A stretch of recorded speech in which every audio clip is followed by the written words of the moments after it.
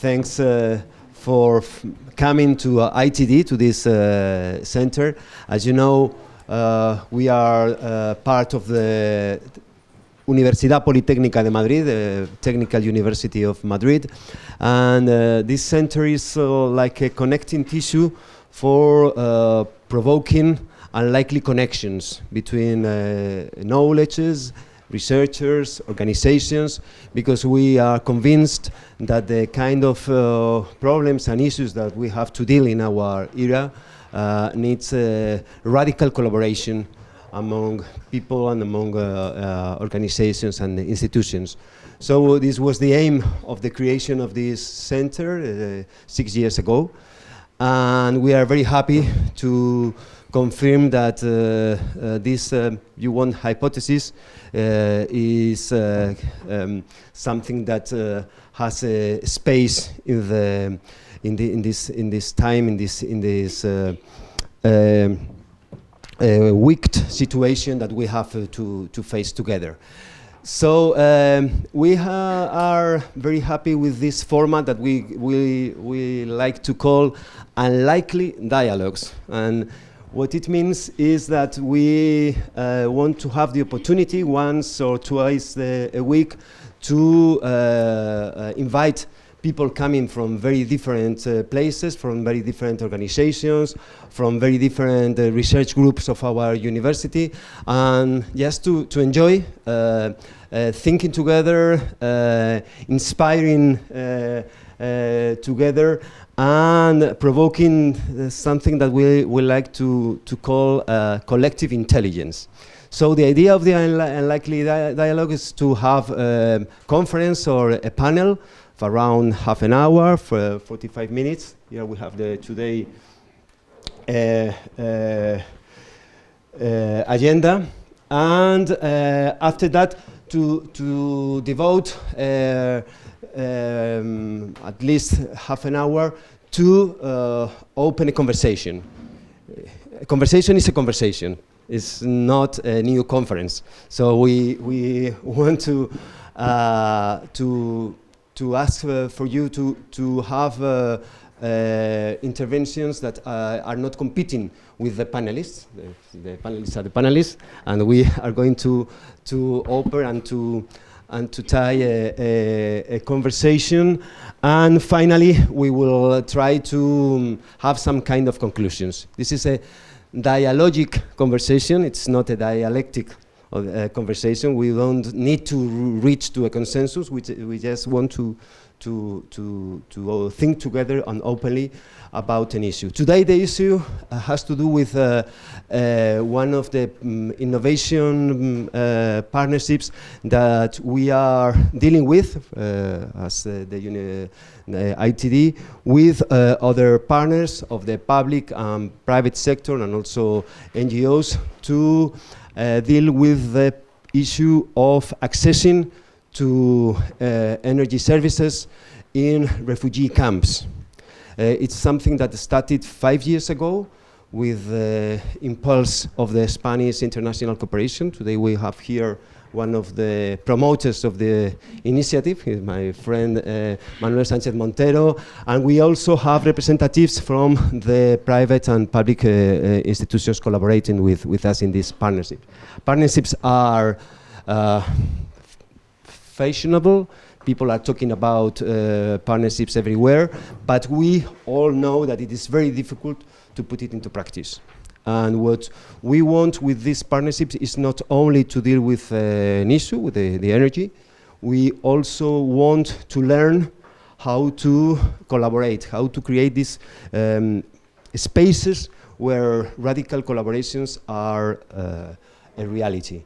And in the process, we want to share the learnings, the lessons with all the community. So today this session has this objective to share with you what we are learning, what we are suffering, because we are suffering sometimes, and what are we discovering that we need to expand the partnerships as the new normal in the international cooperation domain or space.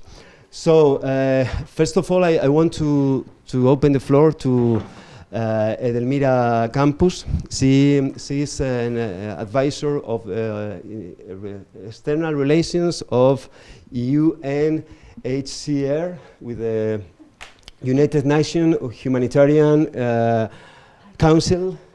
No, well, you can explain it better than me. So, it's your turn. Thank you very much, Carlos, and thank you very much to the university for having invited UNHCR to participate in this event. UNHCR stands for United Nations High Commissioner for Refugees. I work in the office here in Spain, and the mission that I have today is to brief you a bit about the refugee situation in Ethiopia. Okay, for this, I need a map. Ethiopia, of course, is the country in lighter white, is a country that has received for many years refugees and asylum seekers from other countries, and obviously you can see the countries that are around: Eritrea, Sudan, South Sudan, Somalia, Yemen, are these countries that produce refugees that arrive to Ethiopia. At the moment, we have registered more than 700,000 refugees in Ethiopia, which is a very large number.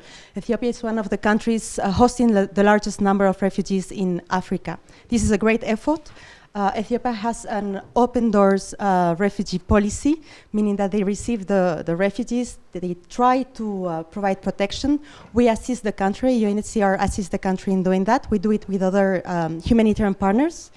What we try to do is to give asylum and humanitarian protection, but also assist the country to include refugees in the national systems and provide durable solutions for these refugees. By durable solutions, which is one of these big words that we use in international organizations, but it's resettlement to third countries, moving them to a third country if it's necessary, promote their integration in the host country, and when it's voluntary and possible, in a safe and dignified manner, return them to their countries of origin. We are talking today about the Shire Alliance, and speakers after me will be able to talk a little bit more in detail on what the alliance is. But I want to place the alliance in this region, which is the Tigray region, which hosts more than 67,000 refugees from Eritrea. The reasons why they flee from Eritrea are not to me to explain, but I will just, that's why I have this paper here. Manuel was saying I don't want people to go with papers, but I would like to read a short paragraph of a report from Human Rights Watch that in a way explain why many people flee Eritrea. So Eritrea has no legislature, not independent civil society organizations or media outlets, and not independent judiciary.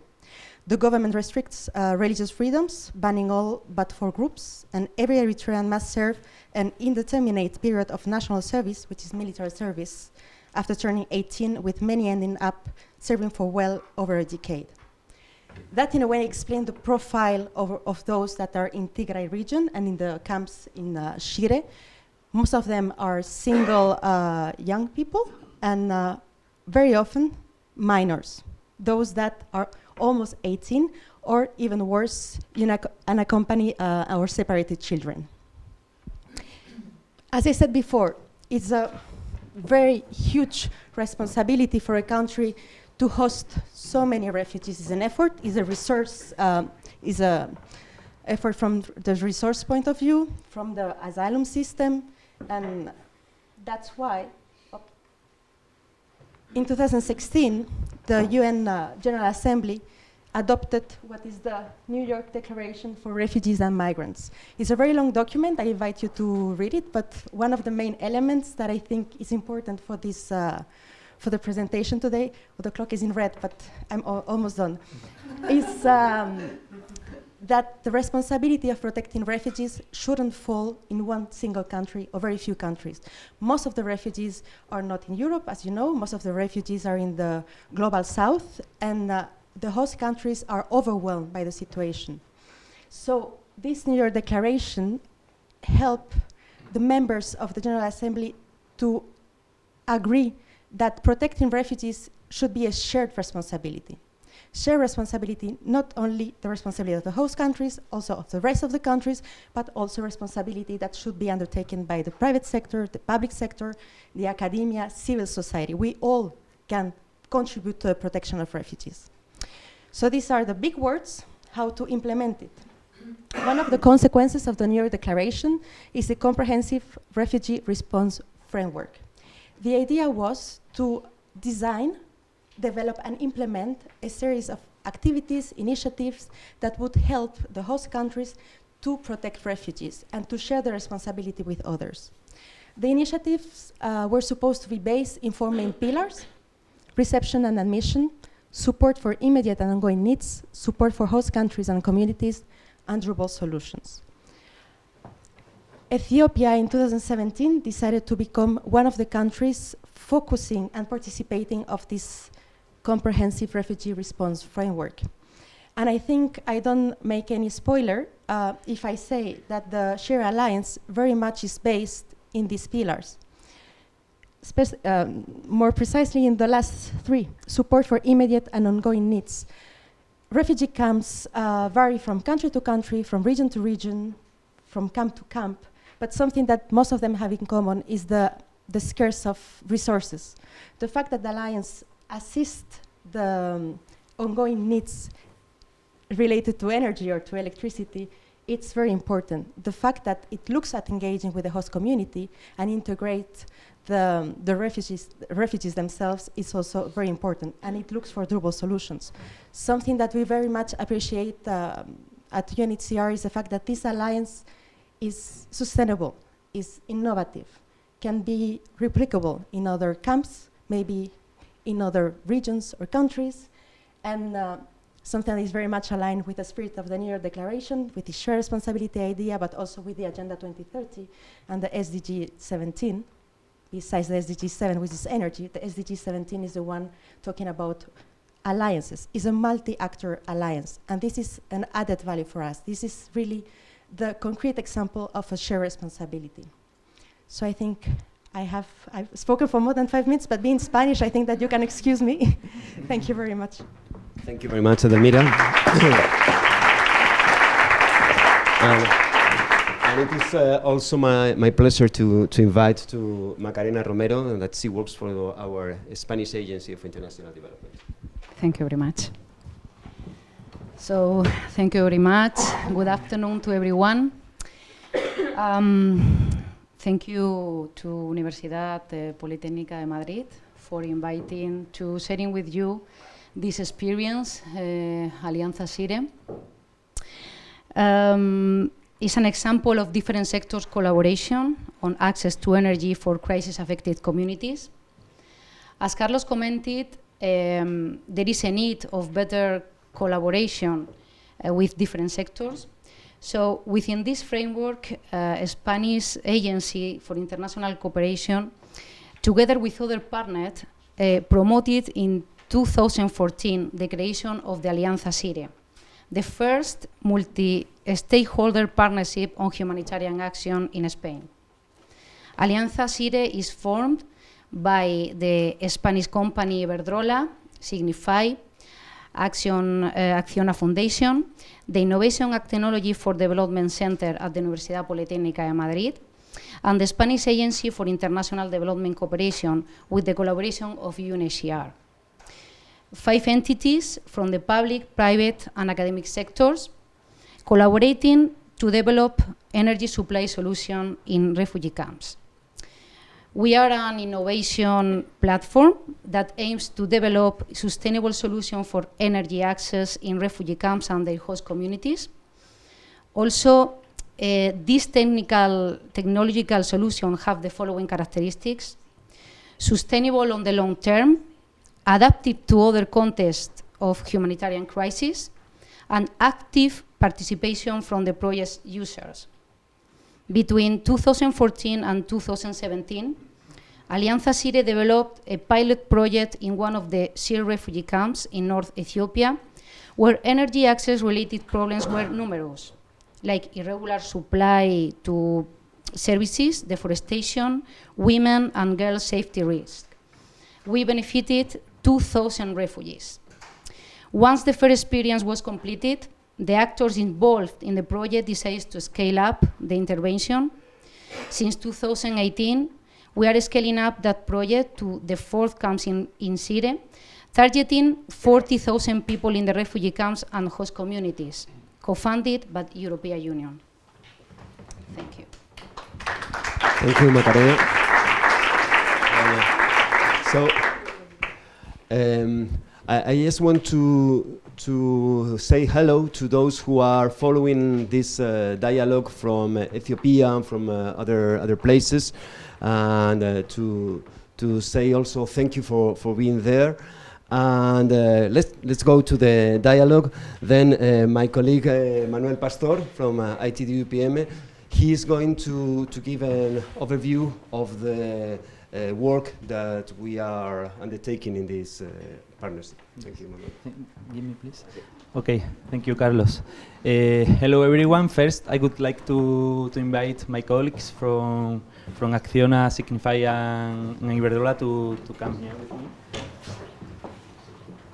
So, well, as you saw before, well, first, I just would like to remember that those ones who are watching us online, you can make all your questions, share your opinions or impressions about this session using the hashtag Alianza Shire on Twitter, okay? So first, the idea is that I will provide a global overview of the work that we have done, first through the pilot project, and then in the second phase of Alianza Shire, giving a general approach to the main challenges that we are facing, and then my colleagues from the companies will go into the details, okay, and into the progress and in the moment we are now. I am here with Marc Gandolfo from Signify, with Rosario Sanchez from Iberdrola, and with Julio Eisman from Acciona.org. Okay, so as Edelmira said, we are working in Shire refugee camps in the north of Ethiopia, where right now there are more than 60,000 people living. From 2014 to 2017, we implemented a pilot project, concretely in Adi Harush refugee camp. You can see here a couple of pictures. We need to take into account that this was the first experience of the partnership, and that the resources were quite limited, and in addition, we wanted to maximize the impact of the intervention. So for that, taking into account that in this camp specifically, the national grid was already there, after an analysis to propose solutions, the most efficient and with a higher impact that we decided to implement, it was the extension of the national grid and the installation of street lighting. Okay, in big numbers, we connected to the national grid almost all the communal services in the camp, including the health center, primary school, communal kitchens, etc. And more than 4 kilometers of street lighting were installed. But a really interesting point is, how did we do that? So first, we did a theoretical training, led by the technical experts from the companies, to a group of refugees and host community members. After that, this theoretical training was completed with a practical training using the materials that later on would be installed in the camp. And finally, the refugees and hosts by themselves, supervised by the technical staff, the companies, were the ones in charge of the installation of the equipment. Here you can see one picture extending the national grid. What were the main learnings from this experience? Because it was a pilot, and the idea was to learn a lot in order to scale it up. Where I can summarize mainly in two of them. One, I could say, well, after the implementation, a group of operators was created that was formed by refugees and host community members that was in charge of the operation and maintenance of the installations. The point is that this group of operators was integrated under the structure of one of the implementing partners there in the field. And that is where I think we had a big lesson learned, because if we wanted to ensure the sustainability of the installations that were our main goal, we needed to involve more to the Ethiopian electrical utility, which is the national electric company in the country. And that's what we are doing now in this second phase. In addition, one point that we took into account in order to develop this phase is to involve more to the refugee and host community in the design phase of the project, not just in the installation one. So just finalizing this part, the main impacts of this intervention were a reduction in the costs for the implementing partners, because many of the communal services were run by diesel generators, reducing also the CO2 emissions. There was an increase of the security during the night time due to the installation of street lighting, and also it's not this picture, but you can see that just we did like a test of the lighting, and after that many people were to the streets to sell things. So you can see how the energy intervention can promote the generating income activities. Okay, so after this successful experience, where we learned a lot, we got a fund from the European Union Trust Fund for the Horn of Africa to scale this project into the 4 Shire refugee camps and the host communities. With this project, we aimed at impacting the lives of more than 50,000 people between both communities. And the implementing period started last year in May 2018 and will finish in 2021. It's important also to remark the stakeholder maps that we have, because apart from all the partners from Shire Alliance, including the UNHCR at headquarters Reves, Madrid and Ethiopia, we work with ZOA, which is our main implementing partner in the field, and also with ARRA, which is the administrator, Ethiopian administrator from the camps, the Ethiopian electrical utility, as I said before, more implementing partners, and also as center partners, refugees and local communities. Okay, so this project, you can see in the brochure, I think many of you took it, it has two main components, one on-grid and one off-grid. The on-grid component is following a similar approach to the pilot project. The idea is to cover all the communal services in the 4 camps with the national grid, and in addition to install more than 18 kilometers of street lighting, both in the refugee camps and in the ways connecting the camps with the host communities. Okay. But in addition, we did an assessment, and we saw that the economic activity in the camps is really high. There are just a couple of months ago, we did an assessment, and there are more than 300 businesses per camp, restaurants, cinemas, hotels, etc. So most of the time, these businesses are connected to private diesel generators with that limited capacity and with a high price for electricity. So as a for the first time, we will try to connect also, we can call it private users to the national grid within a refugee camp. This component will be complemented with the off-grid. With the off-grid component, we will target small businesses like shops, mobile charge businesses, etc., and the households, both at the community and at the refugee community, at refugee camps and the host community. It will be 50% for each community. The idea will be to provide electricity service through solar host systems that can provide energy for 1 or 2 points of light and additional appliances depending on the user's preference, like TV, radio, a fan, etc. But the interesting point is that this component will be based in a market-based delivery approach. 6 businesses between the host community and the refugee camps will be created. These businesses will be owned by refugees and by hosts, and will be in charge of the operation and maintenance of the equipment.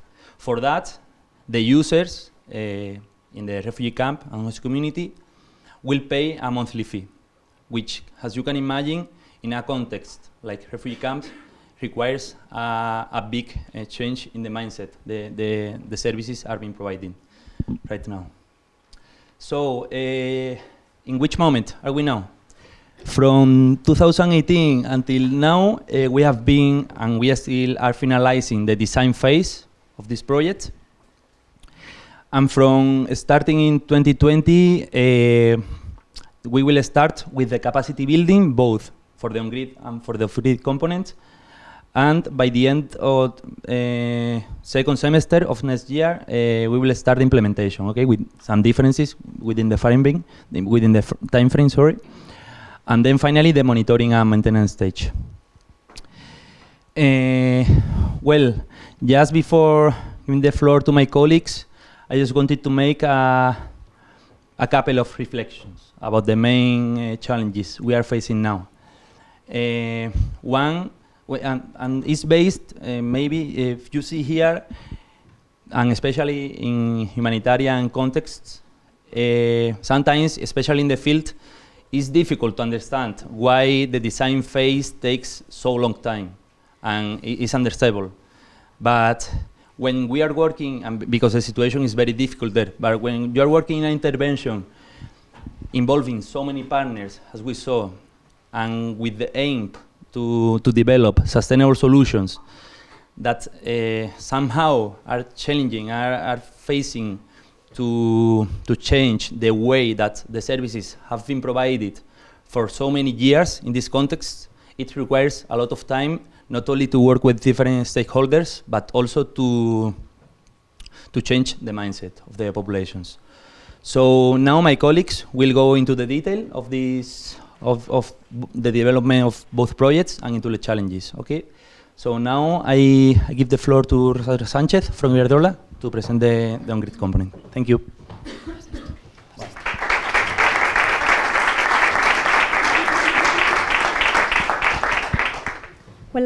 Hello everyone. Thank you ITD for organizing this event or this workshop or dialogue, because I think it's quite interesting, and I'll try to share just our first step regarding the technical design. And especially in the network design, we had like some inputs from desk inputs, like of course the project baseline, that we have our targets and the budget that we have to use it, of course, but also we have our capacity here, our knowledge and our experience in the electric sector. And we have decided to use the European standards to the design, just to maintain the reliability to the solution that we are going to provide. Also, we are focusing in the technical design, thinking in a flexibility manner, because we, as Manuel is saying, we are facing a lot of challenges that we are going to talk about later, and one of them is the other projects that they are already now related to on-grid and to improve the grid extension in these specific refugee camps. So there are a lot of like assumptions that we have to make, but for that we are like planning a flexibility way to design. We have decided to make a project by kits, so it could be like more operational way to attend the final moment. When we are going to implement the solution, we can like fix it to the final situation, to the problems and needs. And we have also some other inputs from the field and of our colleagues in Ethiopia. THOA has helped a lot with, for example, the business and communal services identification to create the baseline planimetry, and of course the priority lighting areas that we have highlighted. Thank you to the communal consultation that Mark is going to tell us, because it's quite interesting, that process. And I think, well, the field features that we also saw them also in the pilot project, but also in the mission that our colleagues could have last month there. Regarding the managerial training, that is another key point for us to talk about, is because we are going not only to train the refugees and hosts, but we are going also to train some people or staff from the Ethiopian Electric Utility, because we want them to be involved and to be like in a sharing moment, just to understand what they need, and for that we starting asking them for some proposals for collaboration aspects, and they decided just to focus in some main gaps or some main challenges that they have in there, and then we prepare like some kind of interviews to have there with some key managers there, both local and regional level, for these areas in the company. So we get a lot of information and interesting feedback from them. So we selected these 5 key areas to prepare our training or the content of the training that we are going to hold the next year. So especially for irregular connections, I have to say that also specific interviews have been done for the users, not only for the Ethiopian Electric Utility, both managerial and technical level, but also for users there to understand how they think, or how they use the connections and the irregular connections and what they are doing that.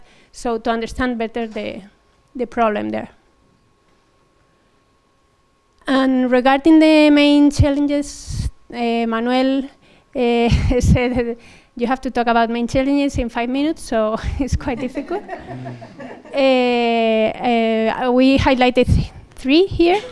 The other great projects that I have said is quite challenging because they overlap directly our design, and their timeline is not clear, so we have to deal with that uncertainties, and we have to, well, our approach has been to coordinate with them as far as we can. So we have monthly meetings and weekly calls to understand what they are doing and how they are, in what point they are. And of course the design by kids that I have told you before, that to be more flexible for us to the technical solution.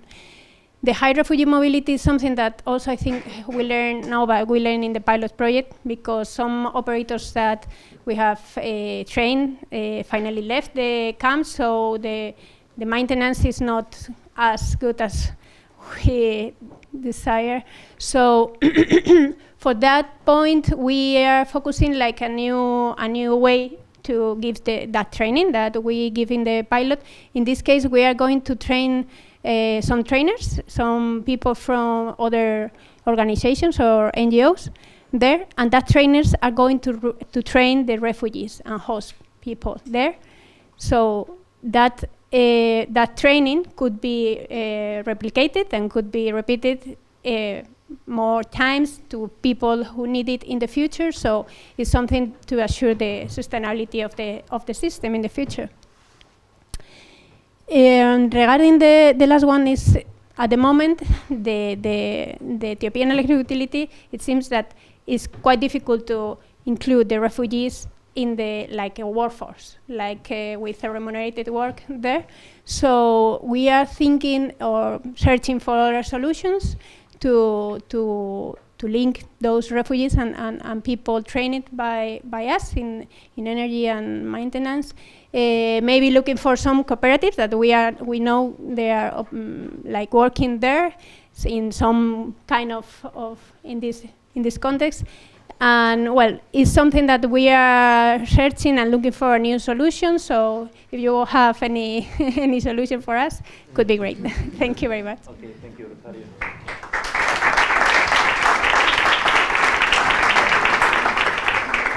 Okay, now my colleague Marc Gandolfo from Signify will go deeper into the street lighting part of the project. Thank you, Manuel. It's a pleasure to be with you today. And I try to explain what's the technical reason, because we select some kind of luminaires to install in this pilot, and also in the future project it's happened. When we visit the camps, that we can show is that the climatology and the ambient factor in this region is so hard. It's not easy to decide what is the best luminaire to install in the camp. So, and also the other problem is that they are in darkness. That is mean that they don't have light, and if you put light, time to time you can glare the people instead of help them to see perfectly. So what we try to look is for the proper optics, that is mean the luminaire that can make the wider distribution as possible in order to use the poles that they have already in the camps, but one luminaire to the other, the distance is so, it's too big. So that is mean that we have to split the light as much as possible. And this is that we try to look for this kind of optic, and also to select the luminaire that was free of glare. That is mean that we use a polycarbonated finish to avoid this glare, in order that the people don't see directly the LED chips, and they don't have this problem. And also, time to time, the people use not good color for light, because they try to put the color of light that is more energy efficiency, and we select this low color temperature in order to have the people was also more comfortable with the color of the light, because otherwise it was too clear. We use the other color temperatures. And the other thing that was important is the robustness and the durability of the product. That is mean that we have to choose those luminaires that can have the higher index for heat. That is mean that it was very robust and don't broken so easy. And the max protection for dust and rain, because in this region, the rain is very hard time to time during the year. For this region, we have low maintenance needs that the luminaire can fulfill the long life that we propose of 100,000 hours. That's mean more than 20 years. It's all is okay. So, and the other thing that we look for is that we don't need the same level of lighting during all the night, because at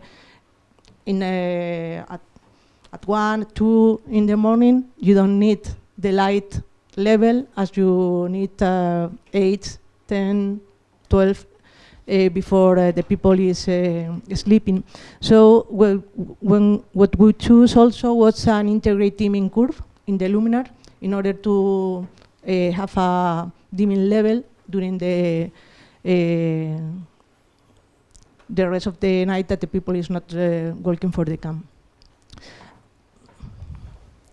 But even if we try to do our best in the project, what we see is that the people wants to be collaborative in decide what is the place in the camp that is more important to light at night. And then what we do in this second phase is to make some workshop for the participation of the people that is living in the camps. And we did 15 workshops with the refugee central committees, with the women association, with the unaccompanied minors, and also with the organizations that are working on the field. They make a very good identification of the place of the camp that had more problem because the darkness.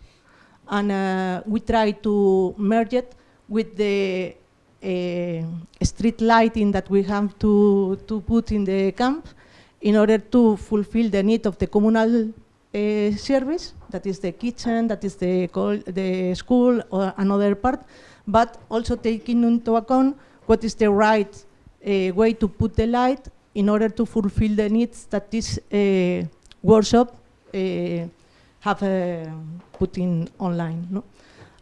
Okay, this is some photos about the workshop. That's all. Okay, thank you very much, Mar.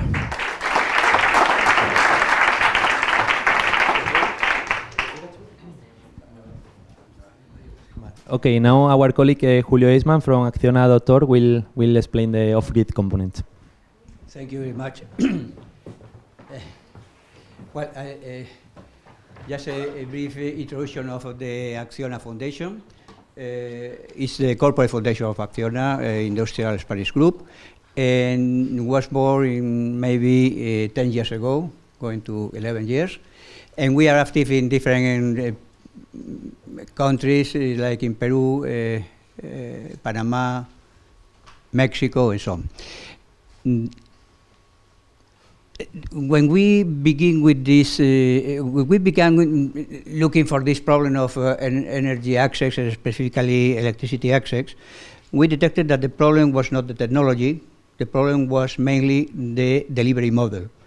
So we concentrated our efforts to develop one specific delivery model, and this was, we named it Luz en Casa, Light at Home.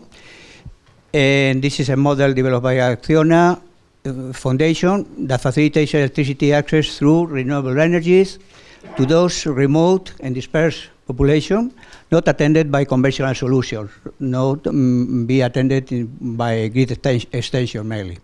The key characteristics are sustainability and affordability. Sustainability in this context refers to the long-term economic stability of this initiative.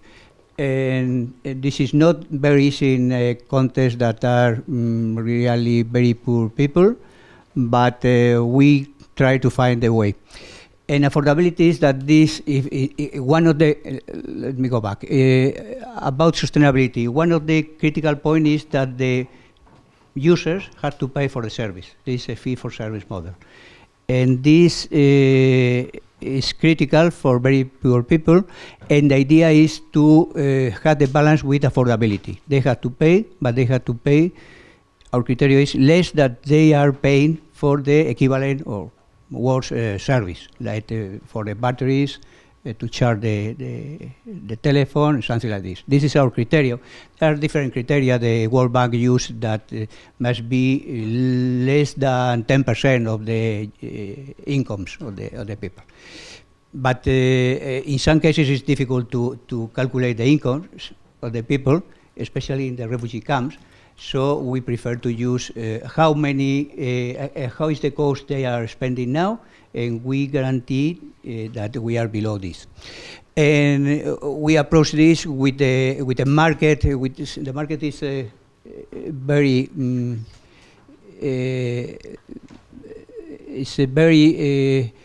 it's a approach that could generate some direct understanding between the users and the provider, and this is an important point.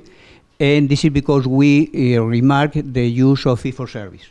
This is not, also we had a problem with the refugee and the humanitarian sector, which is not very clear for them that they had to pay.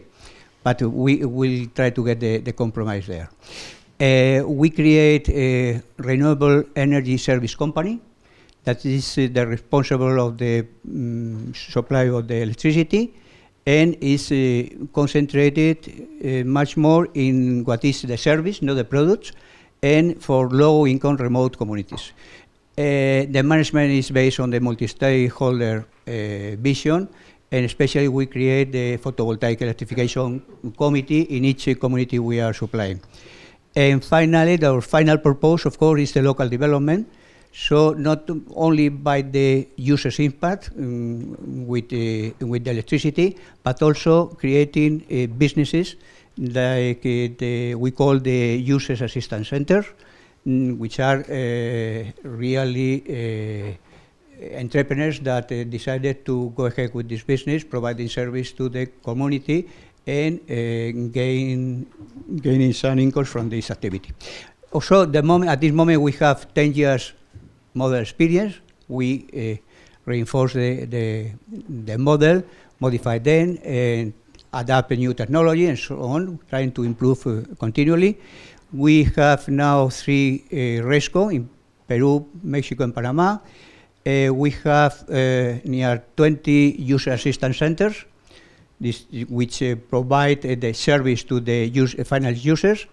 And the final users, we have around 50,000 users and represented by near 700 photovoltaic electrification committees, which implied that we are supplying electricity to near 700 communities, little village.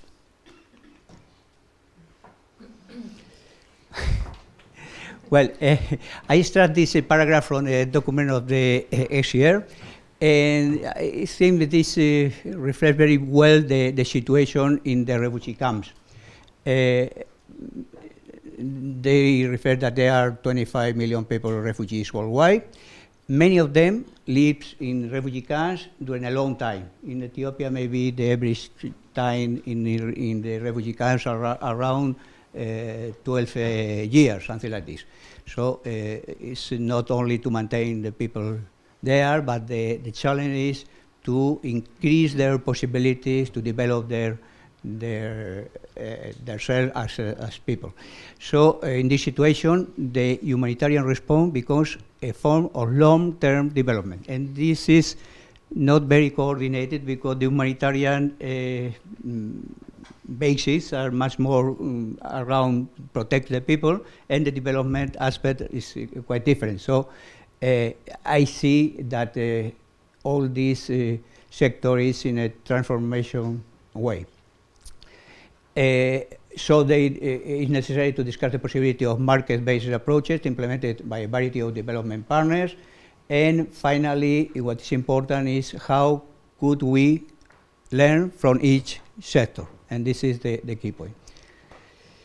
Well, I tried in the one moment. Yeah, I tried to go through the Google Earth, travel to some refugee camps in the northern Ethiopia. We have there the 3. We are active in working in only three refugee camps: Mayani, Adi Harus, Hisat. We had the information about each of these camps. If we go into the one specific refugee camp, like Adi Harus,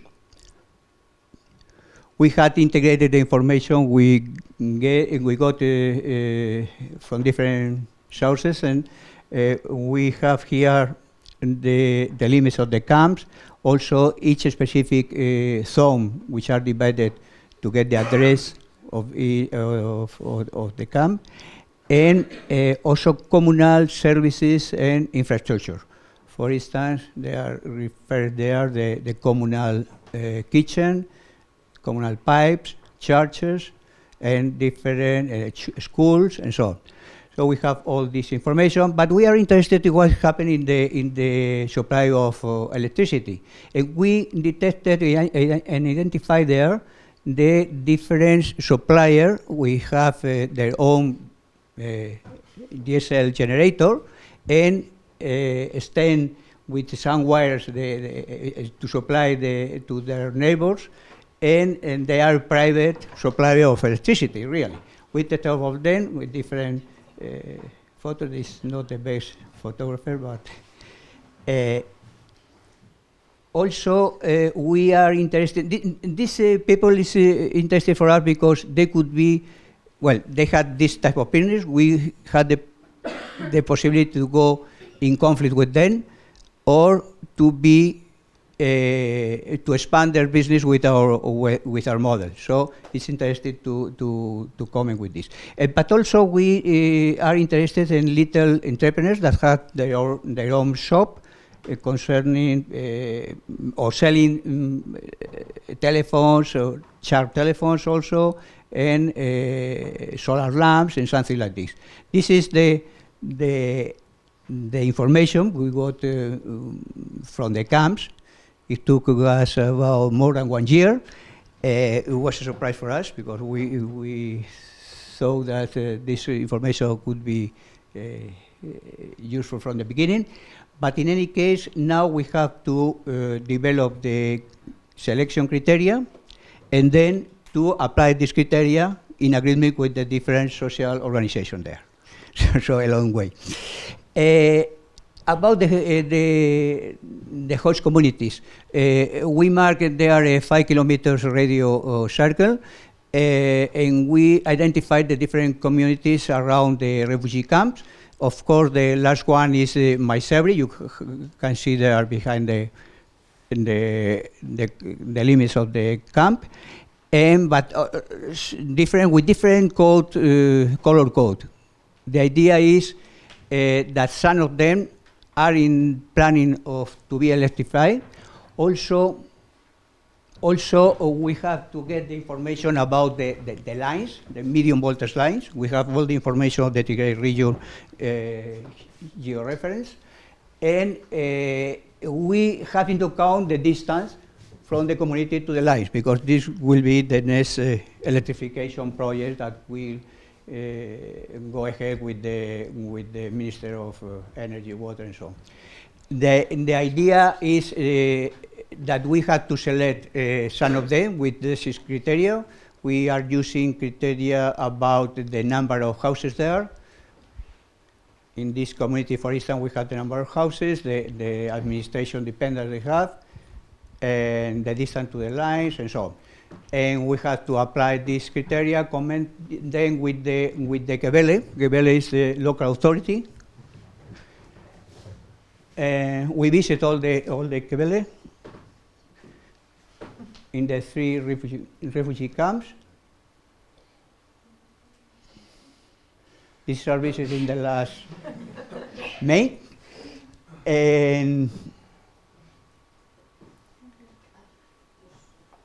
And also, we detected, we identified the different, when I say we, I refer to ourselves and the team, and especially the implementing partner, SOA, that has made the field work.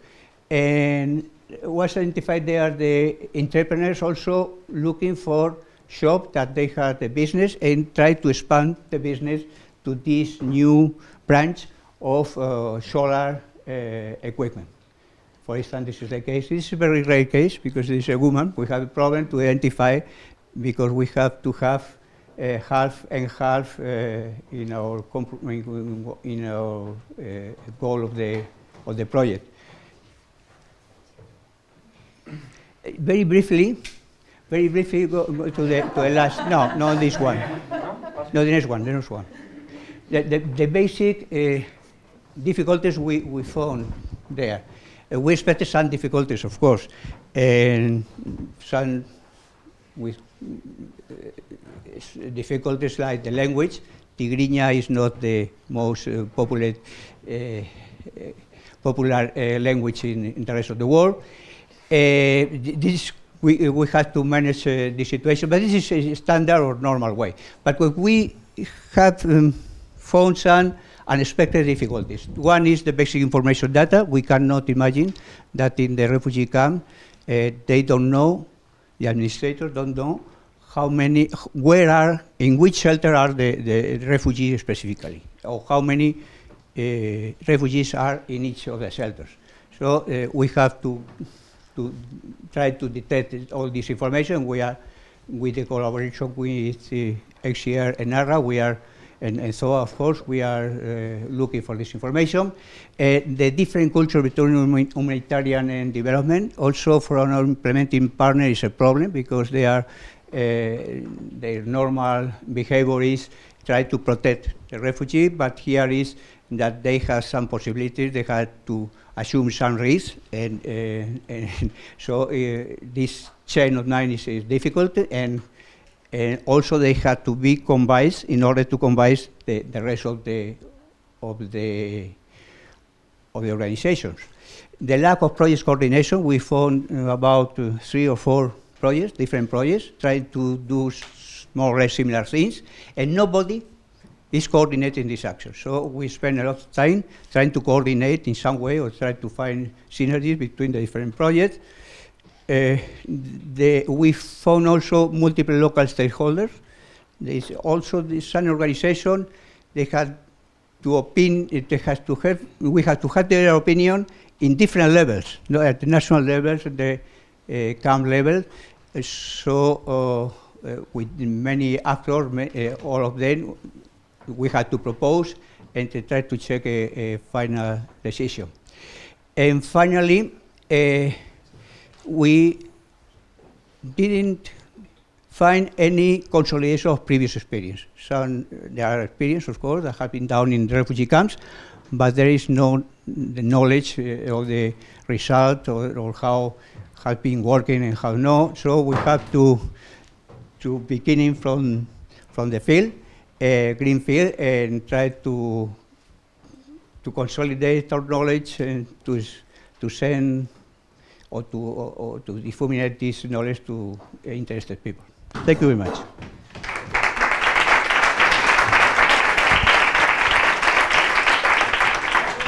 Okay, I think, thank you very much. Yes, we will change the micro. This will be for the questions from you.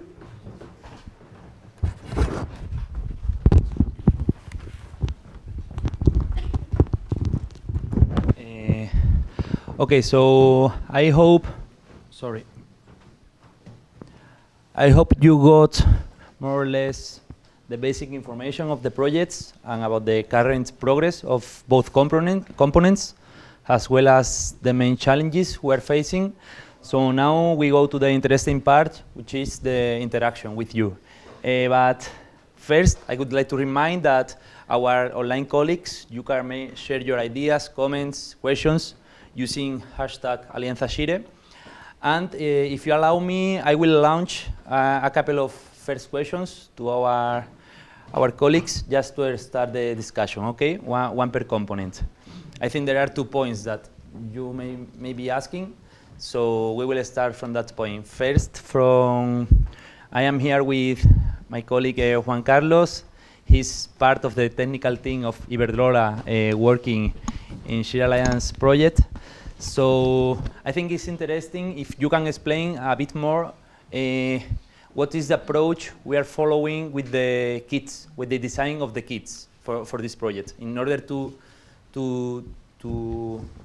decrease the impact of the rest of projects. Yes, thank you, Manuel. Pues, when we started the project, we have we can see that we have some problems. For example, the scope of the project, the priorities, okay, and we thought a solution that for all camps, for all refugees camps, okay, and we take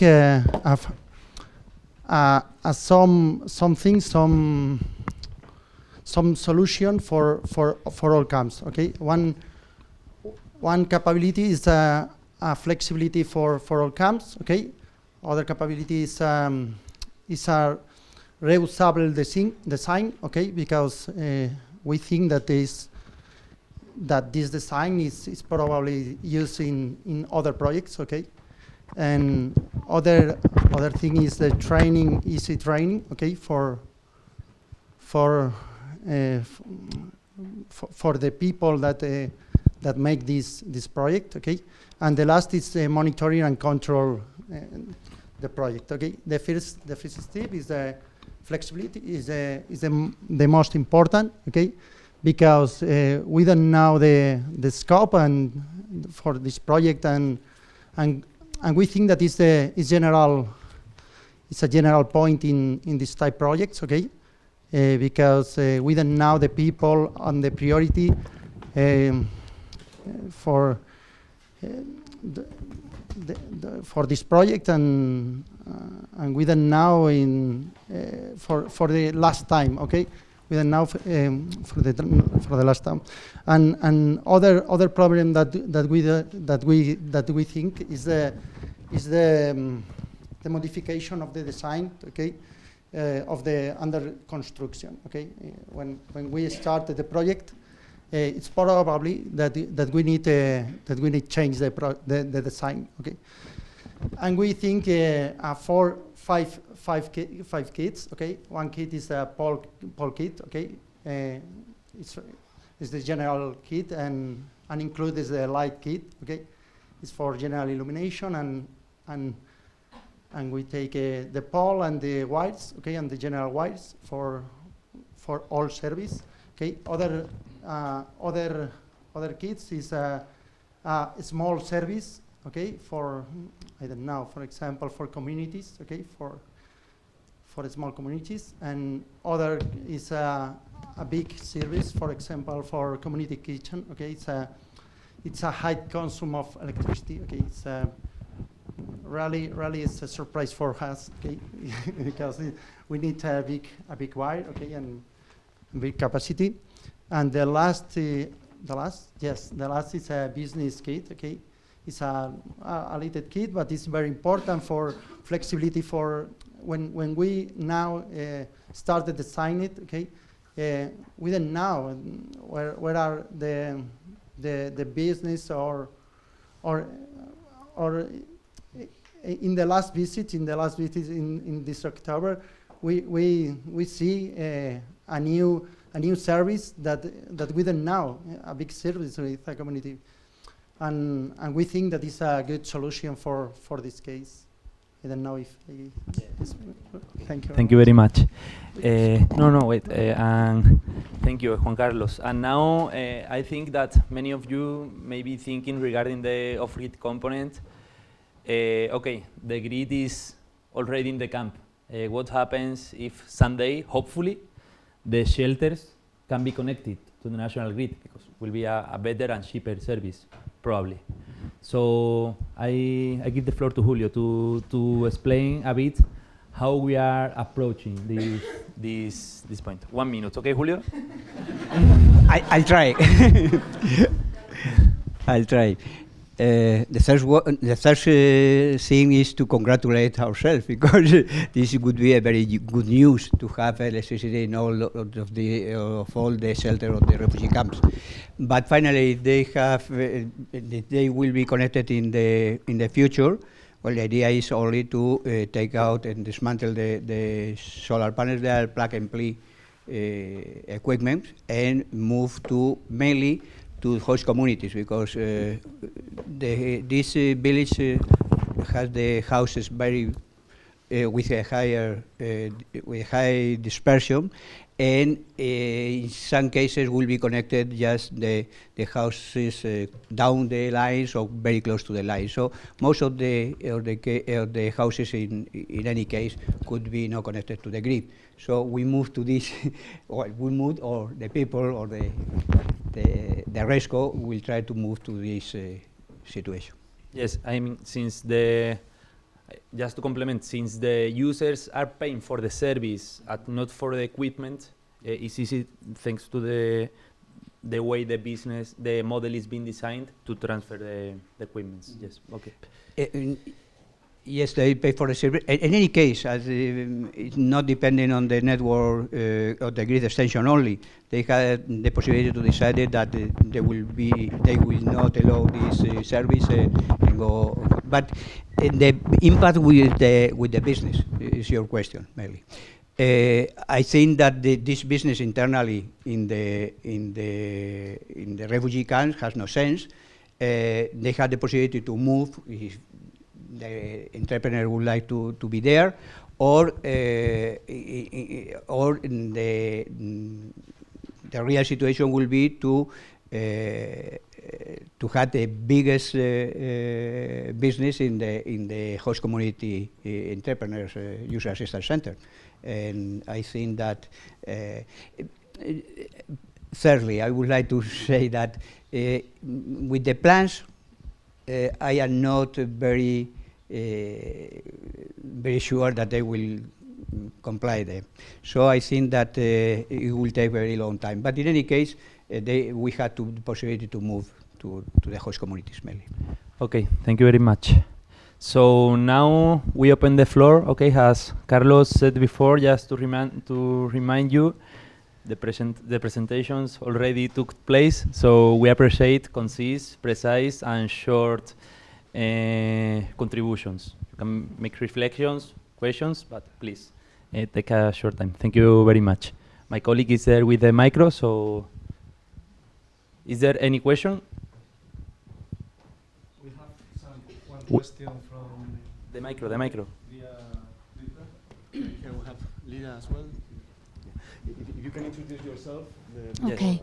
So hello everybody, I'm Lida Stott and I'm a partnership specialist and member of itdUPM.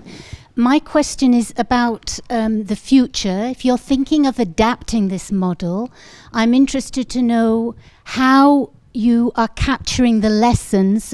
Julio's point about consolidation of previous experiences seems important here. How are you capturing the lessons that can be used to share with others if you want this model to be used and adapted elsewhere? I think you can answer, Carlos, to that question. It was, sorry, Lida, it was more about the partnership model, not about the... Yes, it's more about the partnership model itself. Okay. So No, perhaps Javier. I was speaking with Jaime, so I was not hearing totally the Lida's question. I think he was asking about how we are managing to manage the knowledge and in the partnership model. So we have to improve that. We have several lesson learned from the first phase on the pilot project, and we try to integrate them on the management, both of the partnership and the project on this new phase of the partnership. But we are trying to open new spaces, more calm, also attached to the day-of-day operation, and trying to really reflect on the several possible lesson learned, because we are learning them still.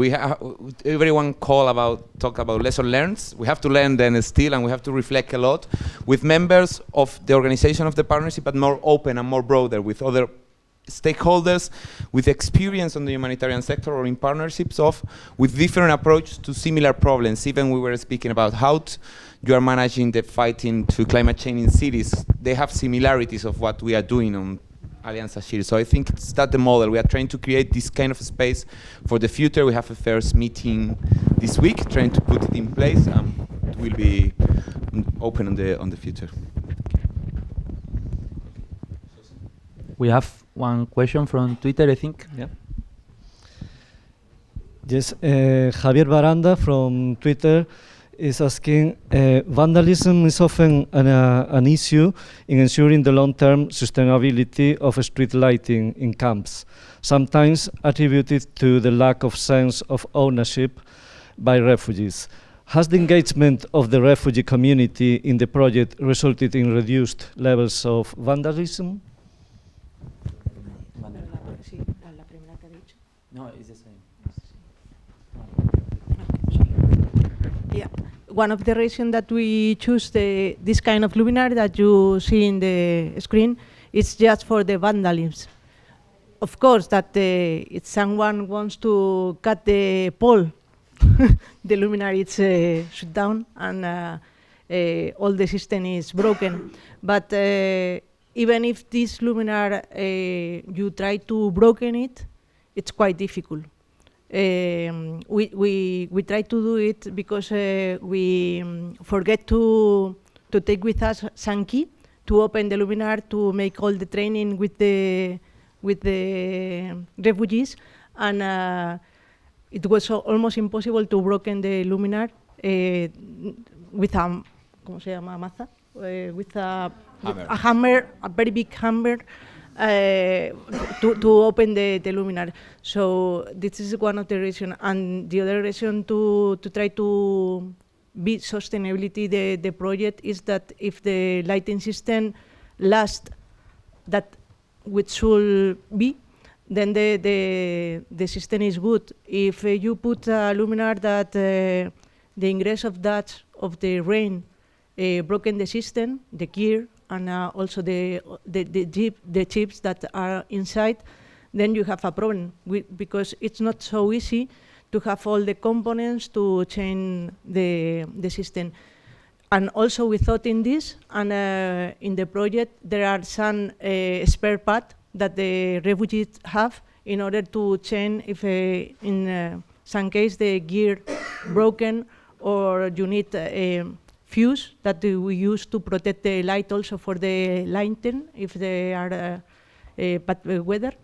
And they can change this fuse and also the gear, just in the case that the luminaire have any problem. But for me, it's very important that they were stronger enough to support the ambiental condition of this part of the country. Okay. Thank you, Omar.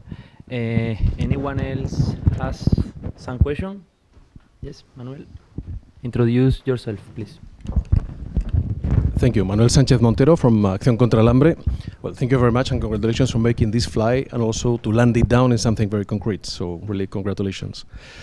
I have like two, question observation. One is related to the sustainability, and not only the social economic that I understand, Julio, you were mentioning that it's still a challenge, it's something which is being identified, how refugees, this particular community, with limited access to employment and to business, can afford a service which is essential, though it is quite adapted. Another one is more political, in the sense that how have you identified and how have you got to convince the national authority to invest in a network, on-grid but off-grid too, in order to expand this service to a refugee population? And what is the connectivity or the potential of development for expanding this service for host communities, not just because they are refugees or not, because they are simply extremely vulnerable? And the second observation is basically on the future. I remember when we were studying this, we're trying to get a first experience to see how we can start, but then the main challenge on refugees and displaced people on the world is not in camps. It's basically in urban areas, peri-urban areas, is people mixed and melted in urban areas where the access to the service might not be related to infrastructure, but more on the management and on the also affordability of the service. So, well, the two observations, and thank you very much. Thank you, Manuel. So I think, Julio, you can answer the first one, and Rosario the second one, and no one the third one. No, very briefly, Manuel, what was the first question? The first is regarding the affordability, right? No. Sustainability related to the acceptance and interest shown that made interesting for national authorities to invest into these. The national authorities. Yeah, Ethiopia. Well, in Ethiopia there is this under development a very big project, electrification projects, mostly funded by the World Bank, and they are just finishing the study. We try to connect with them and to get some information about what's the plans to electrify, especially the host community. They are not intention to electrify the refugee camps. They consider apart. It was difficult to get this information, but they have no detailed information about this.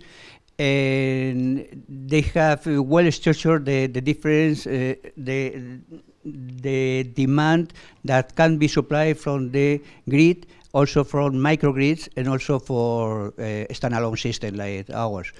They are investing, is supposed that they are invested in this, and will take some time. Remember that Ethiopia has 100 million people, so it's a large country, and I think that also internally in the ministry is not well managed in some way, and it's difficult to coordinate all this big effort that we'll take in the future.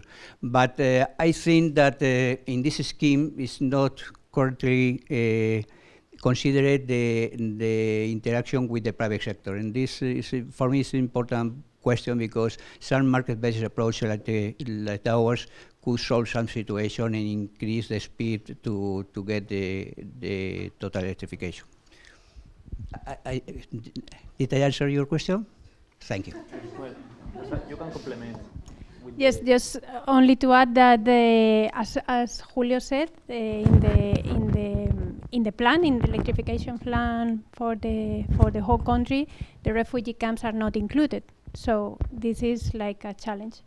But for us, the key point is to get together, to go together with the Ethiopian electric utility to understand the importance of the maintenance, to involve them in the future and the sustainability of the system. Not only the Ethiopian electric utility, but also the people who are living in there, to avoid vandalism. And they are thinking, as they know, as they are owners of that facility, is for them. It's not, you know. So that is quite important also to focus in our training, to give them like all together in the same page. But also, I think Macarena could explain that in this December, Ethiopia is going to the first refugee forum in Geneva. So they are going to go there with some quite interesting pledges relating refugees and host communities. So let's see how they are going to be involved in this solution. Okay, and thank you. And regarding the question about the urban refugees, I don't know. I think it's quite difficult if you think they have the condition of refugee in a refugee camp, and even though we have not the exactly data there, it's quite difficult to attend those people in that context. No? Julia, please. But I think that this problem is similar that we have here in Spain or in Europe. This is the energy poverty. We have a large challenge, and the solution would be in the same line, to reduce the cost of energy, to discriminate in some way, to facilitate a social tariff, or something like this.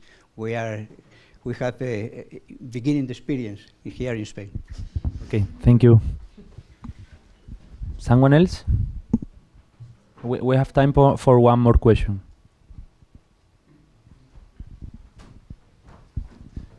Thank you for the presentations, and it looks like a great project. My name is Edward Borgstein from Rocky Mountain Institute. How much have you looked at the productive uses of energy linked to the provision of energy supply? The way we think about it, energy supply is a necessary but not sufficient condition for economic development, especially at the first stage in cooking energy needs. Whether you're putting in high enough power for the injera metads and things like that, whether you're looking at other alternative cooking solutions. I know the experiences that UNHCR has had in Dolo Addo in the Somali region have been really, really interesting in that sense. Thank you.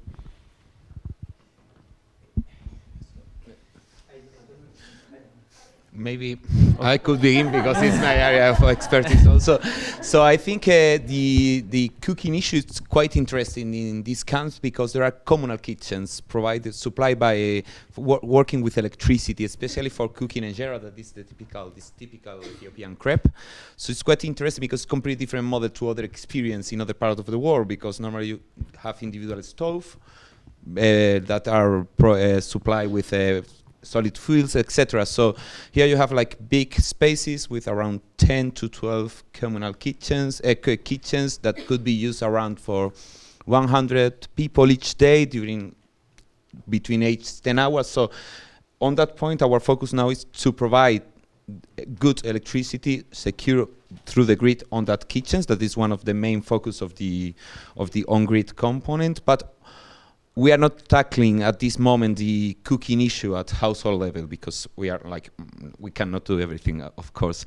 And regarding productive uses, we are trying at this moment to have the experience, as Manuel was telling, on the connecting businesses on a refugee camp with a contract and with a counter and paying to the national company. That is quite a challenge also because you are trying to regularize something that is not regular at all times. So that's the first approach.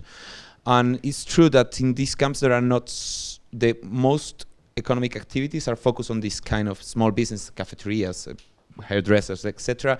There are not so much economic activity related to agriculture that could be even more complex to provide electricity to need for that.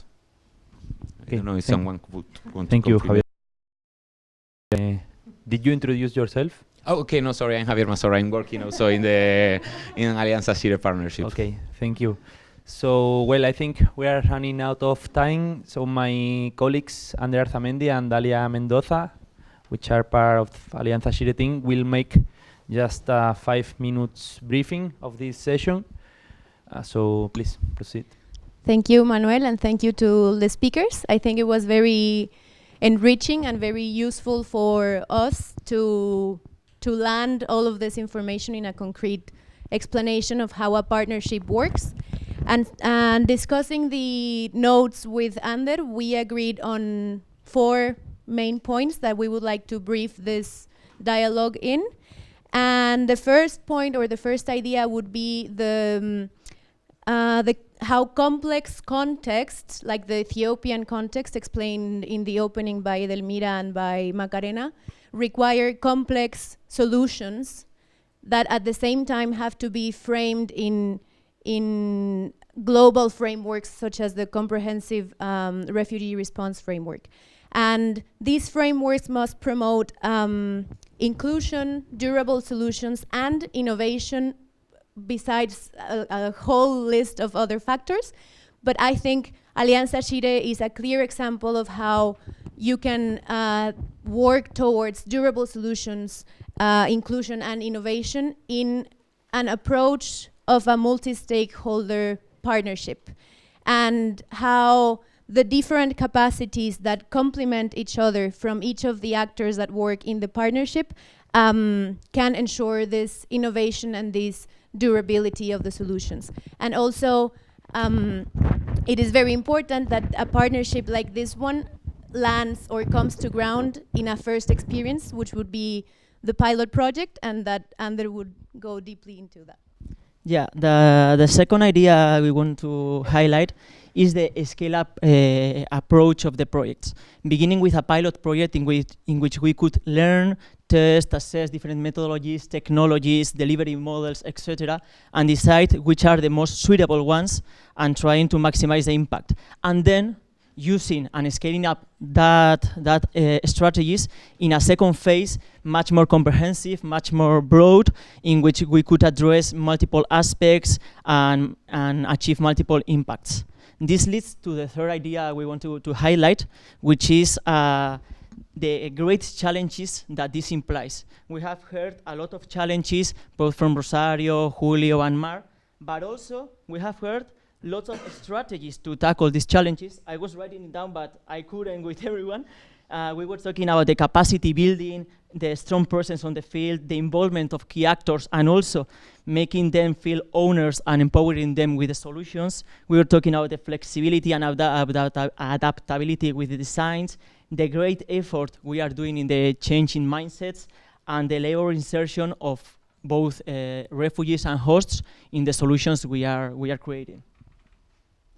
And just like a final idea to wrap up the need for complex solutions for complex context, how to land that in a first experience with a pilot project, and then how to take the challenges and lessons learned to scale that project up. I think all of these 3 aim to sustainability as a final goal, and how the sustainability is being implemented in this partnership with some concrete strategies like the training of trainers plan, or considering the engagement that was also mentioned, the engagement of the refugee population and the host community, and also, as Lida said, systematizing all of those lessons learned in order to ensure that the project will be scalable and replicable in different complex contexts. So that's what we got from all of your interesting conversation, and thank you very much. Thank you very much to both of you. So,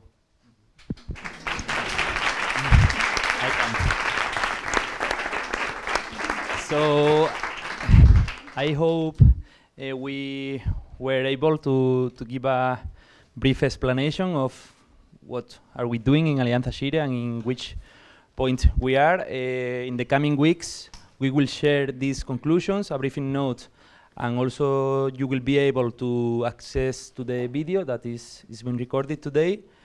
And that's all from our side. Hope to see all of you soon with good news from Alianza Shire. Thank you very much.